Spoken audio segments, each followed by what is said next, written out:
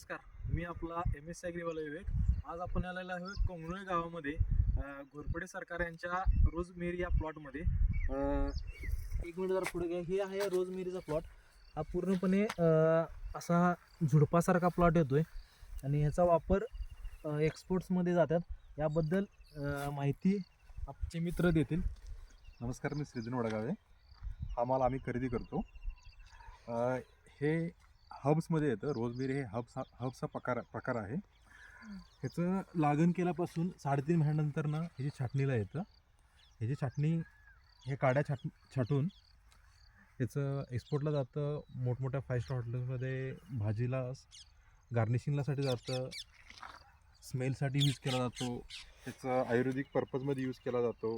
ह्याचं ऑइल काढलं जातं. डिहायड्रेशन करून माल एक्सपोर्ट केला जातो. हे भरपूर पर्पज आहेत याचे. त्याबद्दल आम्ही शेतकऱ्यांसाठी नवीन जनजागृती यासाठी हा व्हिडिओ बनवत